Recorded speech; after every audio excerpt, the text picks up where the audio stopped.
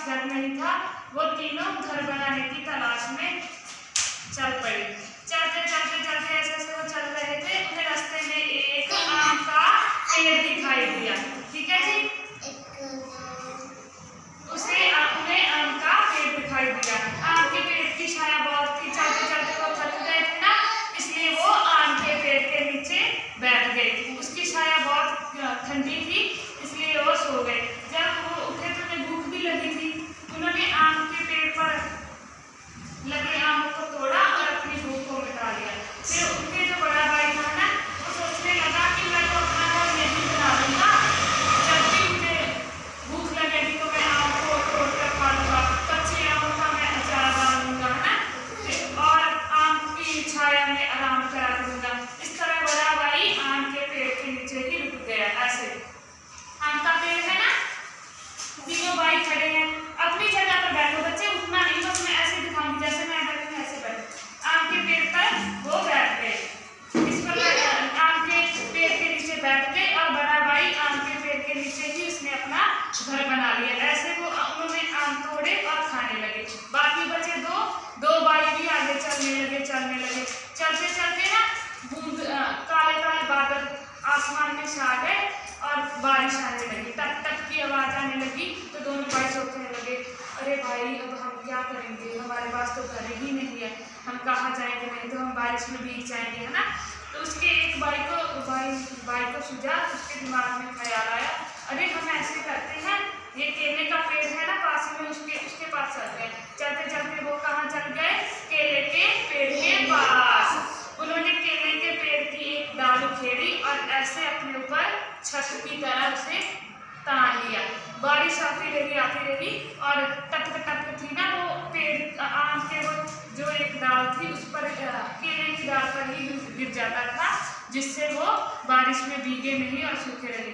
तो दूसरे भाई ने भी सोचा कि यार भाई मेरे लिए तो यही पेड़ अच्छा है ना, मैं केले तोड़ूंगा, केलों को बेचूंगा, मैं अमीर हो जाऊंगा, कच्चे केलों की मैं सब्जी बनाऊंगा, जो केले का छिलका होता है उनसे भी कुछ चीजें तैयार करूंगा, जो केले की कुछ छाल होती है उस पर हम खाना परोस कर खाएंगे, है ना, थाली नहीं होगी तो हम उस पर खाना परोस कर खाएंगे।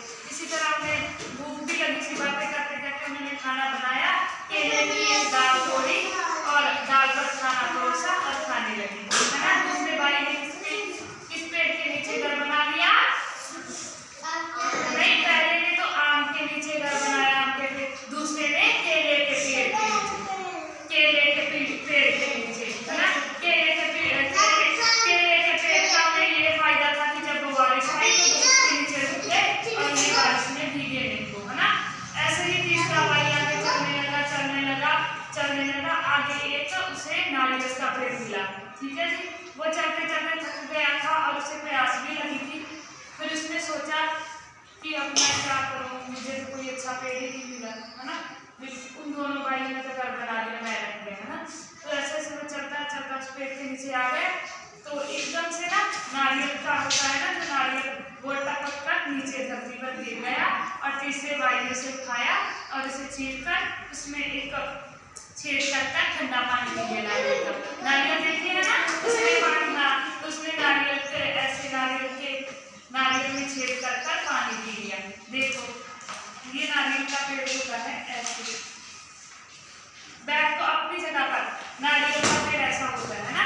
तो तीसरा भाई नारियल के पेड़ के नीचे रुक गया और वो सोचने लगा, अरे मैं भी ऐसे ही करता हूँ, मैं इसके नीचे ही अपना घर बना लेता हूँ, क्योंकि जो नारियल के पत्ते होते हैं उनसे चटाई, है ना, झाड़ू, ऐसा कुछ बनता है। तो वो सोचने लगता है कि मैं भी ऐसे करूँगा, मैं यहाँ पर अपना घर बनाऊंगा, जब मुझे प्यास लगेगी तो मैं प्यास के लिए नारियल का पानी पीऊँगा, जब मुझे भूख लगेगी तो मैं नारियल की गिरी होती है जो, है ना, उसे निकाल कर खाऊंगा, और जो नारियल का ये पत्ते हैं इनसे मैं चटाइयाँ बना कर बेचूंगा और मैं अमीर हो जाऊंगा। फिर वो अपने मन में सोचने लगा, अरे यार हम वैसे ही ऐसे चलते चलते तीनों भाई अच्छे अच्छे पेड़ों के नीचे अपने घर बना लिए। वैसे तो सोचा जाए तो सभी पेड़ अच्छे होते हैं, जैसे नीम का पेड़, नीम के पेड़ की निमोलियों से दवाइयाँ बनती हैं, नीम की पेड़ की जो पत्ते होते हैं वो जो होते हैं साबुन में, इसी तरह रबड़ का पेड़ भी,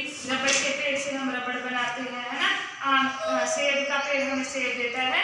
इस कहानी से हमें यही शिक्षा मिलती है कि सभी पेड़ अच्छे होते हैं, क्योंकि हर पेड़ का कोई ना कोई फायदा, कोई ना कोई इसका गुण होता है जो हमारे लिए बहुत अच्छा होता है। अब एक बार फिर दोहराएंगे।